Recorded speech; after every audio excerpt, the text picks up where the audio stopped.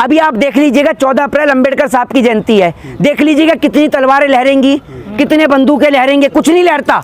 लोगों के हाथ में किताबें दिखेंगी संविधान की, सब इंटेलेक्चुअल्स लोग चलेंगे। तो हम आपसे यही कहना चाहते हैं, रामनवमी का पर्व है, हनुमान जयंती की शोभा यात्रा है, उसको शोभा यात्रा को शोभा रहने दीजिए, उसकी शोभा बनी रहने दीजिए। जो धार्मिक स्थल है उनके बाहर झंडा लहराएंगे तो हम तो आपसी स्वार्थ को खराब करने का काम कर रहे हैं। कच्चा फटा पड़ा है, पैंट फटी पड़ी है, हाथ में झंडा लेके लहरा रहे हैं, भगवा भगवा। आप यहाँ के मुसलमानों के ऊपर जो उनकी मस्जिदों पर झंडा लहराते हैं, क्या साबित करना चाहते हैं? आपने मदरसे को जलाकर क्या कर लिया? अभी 14 अप्रैल को बाबा साहब भीमराव अंबेडकर की जयंती भी आ रही है। कुछ लोग अंबेडकर की जयंती पर भी बवाल खड़ा करेंगे, कुछ लोग कहते हैं कि भैया अंबेडकर जयंती ना बने। बहुत से लोग ये पागल हैं, इनका मानसिक संतुलन खराब है, तो इन लोगों को तो कोई तवज्जो देनी नहीं चाहिए। ना हमारे धर्म में ये लिखा कि मुसलमान का गला काट दो, ना ही मुसलमान के धर्म में ये लिखा कि हिंदू का गला काट दो। अरे हम तो भाई हैं, हिंदुस्तान में रहना है तो संविधान कहना होगा आपको, कोई हिंदू राष्ट्र नहीं चलेगा। भारत में रहना, पहली बात हिंदुस्तान नहीं भारत बोलो उसको, भारत में रहना है तो आपको मैं बता दूं, ना तो आपको जय श्री राम कहना पड़ेगा ना जय हनुमान कहना पड़ेगा। भारत में रहना है तो जय संविधान कहना होगा, क्योंकि आप जय श्री राम का नारा लगाते हैं, अल्लाहू अकबर का लगाते हैं, तो सबसे पहले आपको उसका नारा लगाना चाहिए जो आपको ये नारा लगाने की परमिशन देता है, यानी भारत देश का संविधान। एक बात आप मुझे बताइए, ये लोग जो मस्जिदों के बाहर झंडे लहराते हैं, भगवा झंडे लहराते हैं, ये साबित क्या करना चाहते हैं? आप अपनी ताकत दिखाना चाहते हैं मस्जिद के बाहर झंडा लहराकर? क्या दिखाना चाहते हैं? अरे आपको झंडे लहराने का इतना शौक है तो जाइए पाकिस्तान के बॉर्डर पर और देश का तिरंगा लहराइए। क्या जरूरत है हिंदुस्तान की मस्जिदों के बाहर भगवा लहराने की? ये तो हमारे भाई हैं, ये तो हमारे भाई हैं, हिंदू मुस्लिम सिख ईसाई, हम तो भाई हैं। हम आपस में भाई अगर एक दूसरे के जो धार्मिक स्थल है उनके बाहर झंडा लहराएंगे तो हम तो आपसी स्वार्थ को खराब करने का काम कर रहे हैं। अगर आपको मस्जिदों पे झंडा लहराना है तो आप लहराइए अफगानिस्तान की मस्जिदों पर, पाकिस्तान की मस्जिदों पर, हिंदुस्तान की मस्जिदों पर। आपका क्या मतलब है, क्या रोल है आपका? लेकिन देश का माहौल खराब होता है इससे, और राजनीतिक पार्टी देश का माहौल, ये लोग आदत से जो है खराब हैं। एक बात आप मुझे बताइए, ये लोग ऐसे लोग हैं, अभी आपने देखा होगा कि आगरा में एक घटना घटित होती है जिसमें आप ये देखिए 2 नौजवानों को, मुसलमान नौजवानों को फंसाने की साजिश की जाती है हिंदू महासभा के द्वारा, जिसमें एक का नाम रिजवान होता है, एक का नाम सानू होता है। ठीक है, आप एक बात सोच कर देखिए, गौ तस्करी का उनके ऊपर आरोप लगाया जाता है। अगर पुलिस ये सब चीजें सामने नहीं लेके आती तो आगरा में दंगा घटित हो जाता। तो ये दंगाई लोग किसी जाति, किसी धर्म, किसी मजहब के नहीं है। कच्चा फटा पड़ा है, पैंट फटी पड़ी है, हाथ में झंडा लेके लहरा रहे हैं, भगवा भगवा। अबे तुम्हें संविधान की जानकारी तुम्हें नहीं है, तुम्हें देश की इकोनॉमी की जानकारी नहीं है, तुम्हें जीडीपी की जानकारी नहीं है। देश बेरोजगारी से जूझ रहा है, किसान जो है वो आत्महत्या कर रहा है, जवान सरहद पे शहीद हो रहा है, उसके बारे में तुम सोच नहीं रहे हो। और तुम्हें इतने शौक हैं झंडे लहराने के भगवा, तो एक काम करो ना, अपने विश्व हिंदू परिषद को, बजरंग दल को और आरएसएस वाले तीनों जरा मिलके चले जाएं अरुणाचल प्रदेश। अरुणाचल प्रदेश पर चाइना ने 11 जगहों के नाम बदल दिए हैं। फिर मैं देखूंगा आपके पास कितनी ताकत है। आप यहाँ के मुसलमानों के ऊपर जो उनकी मस्जिदों पर झंडा लहराते हैं, क्या साबित करना चाहते हैं?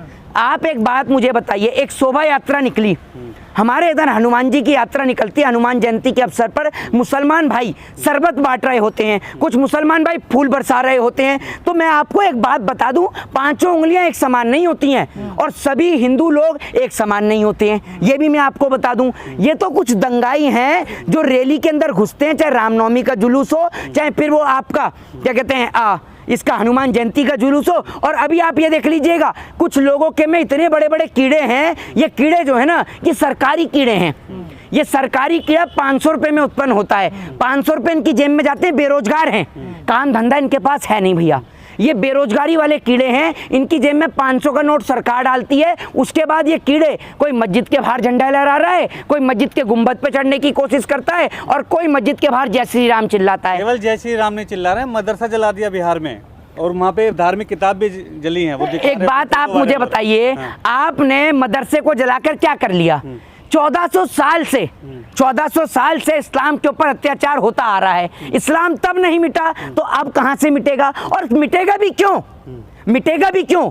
India is a democratic country. Bharat एक लोकतांत्रिक देश है, भारत एक धर्मनिरपेक्ष देश है, जहां पर हिंदू मुस्लिम सिख ईसाई सब बात में है। पहले बाबा साहब भीमराव अंबेडकर के संविधान के नाते हम सब लोग भारतीय हैं। अभी 14 अप्रैल को बाबा साहब भीमराव अंबेडकर की जयंती भी आ रही है। कुछ लोग अंबेडकर की जयंती पर भी बवाल खड़ा करेंगे, कुछ लोग कहते हैं कि भैया अंबेडकर जयंती ना बने। बहुत से लोग ये पागल हैं, इनका मानसिक संतुलन खराब है, तो इन लोगों को तो कोई तवज्जो देनी नहीं चाहिए। बात रही बिहार शरीफ की, तो हम लोग खुद, मैं आपको बता दूं, मैं भारतीय भी हूं और बड़ी दुखद होती है इस बात को देखते हुए कि वो लोग जो दंगा करते हैं, कोई भगवा गमछा डाले रहता है, कोई माथे पर तिलक लगाए होता है, फिर भी हम सभी की तरफ से माफ़ी मांगने का काम करते हैं कि ये जो बहुत घटना है, ये एक दुखद घटना है। इस घटना से हमारे दिल को भी जी, पत्थर कहाँ से आते हैं वो भी तो देखिए। ये मैं आपको क्या बता रहा हूँ, पत्थरे भी आते हैं, कंच की बोतलें भी आती हैं। जब जेब में 500 का नोट आता है तो कंच की बोतलें और पत्थरों का इंतजाम तो पहले ही रहता है। ये बात आप सोच लीजिए। भैया रामनवमी का पर्व है, आराम से मनाइए।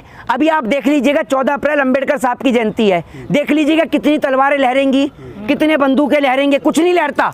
लोगों के हाथ में किताबें दिखेंगी संविधान की, सब इंटेलेक्चुअल्स लोग चलेंगे। तो हम आपसे यही कहना चाहते हैं, रामनवमी का पर्व है, हनुमान जयंती की शोभा यात्रा है, उसको शोभा यात्रा को शोभा रहने दीजिए, उसकी शोभा बनी रहने दीजिए, उसको मर्यादा पुरुषोत्तम, सुन लीजिए, मर्यादा पुरुषोत्तम भगवान श्री राम की मर्यादा को बना रहने दीजिए। क्यों आप ये दंगे कराने में लगे हुए हैं, उन्माद फैलाने में लगे हुए हैं? अरे आप लोग प्यार का पैगाम दीजिए। अगर आप ये देखिए, हमारे उधर से हनुमान जयंती की शोभा यात्रा निकली तो जहाँ जहाँ मस्जिद बीच में पड़ी, हमने वहाँ पर सिर्फ एक ही गाना चलाया कि भाई हम हिंदू मुस्लिम सिख ईसाई, हम वतन हम नाम हैं, जो करे हमको जुदा मजहब नहीं इल्जाम है। इससे एक हिंदू मुस्लिम के बीच एक एकता का पैगाम गया। और सबसे बड़ी बात मैं ये देखता हूँ कि जब शोभा यात्रा निकलती है तो शोभा यात्रा के दौरान मुस्लिम बहनें हों, मुसलमान भाई हों या उनके छोटे छोटे बच्चे हों, सब लोग शोभा यात्रा को देखते हैं। और शोभा यात्रा को देखते हैं, उसमें प्रसाद बंटता है, कहीं पे शरबत बंटता है, तो बच्चे पीते भी हैं। मैं आपको बता दूं, कोई भी धर्म में मार पिटाई, किसी को लड़ाई झगड़ा नहीं लिखा। ना हमारे धर्म में ये लिखा कि मुसलमान का गला काट दो, ना ही मुसलमान के धर्म में ये लिखा कि हिंदू का गला काट दो। अरे हम तो भाई हैं, हम आपस में मिलजुल कर रहेंगे तभी तो हम अमेरिका से लड़ पाएंगे, चाइना से लड़ पाएंगे। जो बजाया जाता है, हिंदुस्तान में रहना है तो जय श्री राम कहना होगा। क्यों कहना है? हिंदुस्तान में रहना है तो संविधान कहना होगा आपको, कोई हिंदू राष्ट्र नहीं चलेगा। भारत में रहना, पहली बात हिंदुस्तान नहीं भारत बोलो उसको। भारत में रहना है तो आपको मैं बता दूं, ना तो आपको जय श्री राम कहना पड़ेगा ना जय हनुमान कहना पड़ेगा। भारत में रहना है तो जय संविधान कहना होगा। क्योंकि आप जय श्री राम का नारा लगाते हैं, अल्लाहू अकबर का लगाते हैं, तो सबसे पहले आपको उसका नारा लगाना चाहिए जो आपको ये नारा लगाने की परमिशन देता है, यानी भारत देश का संविधान, इंडियन कॉन्स्टिट्यूशन, जो आपको राइट देता है डेमोक्रेसी के अंदर धर्मनिरपेक्षता का, अपने धर्म को मानने का। तो आप संविधान के जयकारे लगाइए, संविधान के नारे लगाइए। मोहित जी, सवाल ये है कि जो झंडा, धार्मिक झंडा मंदिरों पे लहराना चाहिए, वो मस्जिदों पे क्यों? ये मुझे आप बताइए, ये जो झंडा है आप ये देख रहे हैं, भगवा कलर, इसी कलर का झंडा होता है। क्या साबित करना चाहते हैं? क्या ये भगवा कलर मुसलमानों का नहीं है? इस भगवा कलर को मोइनुद्दीन चिश्ती पहना करते थे, ये मुसलमानों का भी है, जिसे मुसलमानों में जाफरान कलर कहा जाता है। ये भगवा कलर संभाजी महाराज का भी है, ये भगवा कलर गौतम बुद्ध का भी है, ये भगवा कलर जो है सिख भाइयों का भी है। आप देखते हैं उनका झंडा भी इस कलर का है। ये तो ये समझते हैं हर चीज पर इनका कॉपीराइट हो गया। सुबह एक काम करे करो ना, सुबह एक काम करो, छतरी लेकर सूरज के आगे अड़ा दो कि भैया मुसलमान के घर में सूरज की रोशनी नहीं घुसने देंगे। ये काम कर लो ना आप, हर काम कर लो आप। ये लोग इस देश में इतनी नफरत पैदा कर चुके हैं और ये लोग चाहते हैं कि हिंदू मुसलमान आपस में लड़े, तभी तो मुसलमानों को फंसाने के लिए खुद गौ तस्करी करते हैं और आरोप मुसलमानों के ऊपर लगाते हैं। तो ये लोगों को लड़ाना चाहते हैं। भगवा का इतिहास बता रहे थे, मुगलों का इतिहास खत्म करने की बात हो रही है, एनसीईआरटी से चैप्टर हटा रहे हैं। ये पढ़े लिखे लोग हैं नहीं, सब अनपढ़ जाहिल और गवार लोग हैं। 1398 बहुत इंटरेस्टिंग साल है भारत देश का। Timur entered in India, Timur Bharat देश के अंदर आता है, आकर पूरे भारत देश को लूट कर चला जाता है। ये जाहिलियत भरे लोग हैं, इन्होंने ये सब चीज़ पढ़ी भी नहीं होगी। मैं इन्हें पढ़ा देता हूँ, जाहिल लोग हैं। क्योंकि बहुत सारे लोग मैं देखता हूँ वो सोशल मीडिया पे हिंदू मुसलमान करने लगते हैं, पढ़े लिखे हैं नहीं, पता कुछ है नहीं। तो इंटेलेक्चुअल चीज़ें बताइए जो आपको इंटेलेक्चुअल ऑडियंस भी देखे। 1398 Timur enter in India, Timur Bharat देश में आता है और पूरे भारत देश को लूटकर खंगाल करके चला जाता है। 1398 से 1556 तक तैमूर भारत देश पर शासन करता है। 1556 में अकबर की एंट्री भारत देश के अंदर होती है। जब 1358 से 1556 तक पूरे भारत को लूटकर तैमूर चला गया होता है, उसके बाद में अकबर आता है भारत देश में 1556 में। आपने देखा औरंगजेब रोड का नाम बदल दिया, बाबर रोड का नाम बदल दिया, अलीगढ़ का नाम हरिगढ़ कर दिया, इलाहाबाद का प्रयागराज कर दिया, लेकिन अकबर का नाम नहीं बदला है। नहीं बदल सकती सरकार। 1556 में अकबर आता है भारत देश के अंदर और भारत देश के अंदर आकर वो भारत देश को वापस से बसाने का काम करता है। 1556 से लेकर मैं आपको बता दूं कि वो 16वीं शताब्दी तक जो है पूरे भारत को स्टैब्लिश करने का काम करता है और उसके बाद में पूरे भारत को बसाता है। तो अकबर ने इस देश को लूटा नहीं, भारत देश को बसाया है। उसके बाद में मैं आपको बता दूं, आज तक मुगलों की रेवेन्यू पॉलिसी को इस देश की सरकार अपनाती है। क्या है? सिविल सर्विस की परीक्षा, जो मनसबदारी सिस्टम है वही सिविल सर्विसेज की परीक्षा है।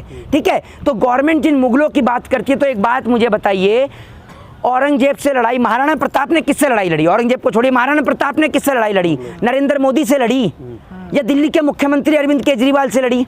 ये जो फेसबुकिया और व्हाट्सएपिया नेता है ना, इनको कुछ पता है नहीं। सुबह सुबह बाथरूम में नहीं, ये बाथरूम में लेकर घुस जाते हैं। तो एक बात मुझे बताइए, ये कुतुब मीनार के अमित शाह ने बनाई है? कुतुब मीनार कुतुबुद्दीन ऐबक और इल्तुतमिश ने नहीं बनाई। शाहजहां किसने बनाया है? शाहजहां नरेंद्र मोदी ने बनवाया है। हैं? किसकी याद में बनवा दिया नरेंद्र मोदी जी ने? बता दीजिए ना, ताजमहल है। ये भैया ऐसे लोग हैं। का इतिहास खत्म होगा मोहित जी। तो क्या राजपूत का भी तो इतिहास जुड़ा हुआ सा? ये अकबर का ये लोगों को ना सिर्फ लोगों को एक गुमराह करने की कोशिश है। एक और तो मुगलों से और मुसलमानों से इतनी नफरत। आपकी पार्टी के जो नेता हैं उनके बारे में आप क्या कहोगे? शाहनवाज हुसैन मुसलमान नहीं है, मुख्तार अब्बास नकवी मुसलमान नहीं है, अशोक सिंघल के दामाद मुसलमान नहीं है। मतलब कहने का मतलब ये है, वोट के लिए तो एक गधे को भी बाप बना सकते हैं। ये इनकी राजनीति है। तो मैं आपको बता दूं कि जो लोग इस देश में आपसी भाईचारे और प्रेम को समाप्त करना चाहते हैं, उनकी मंशा कभी कामयाब नहीं होगी।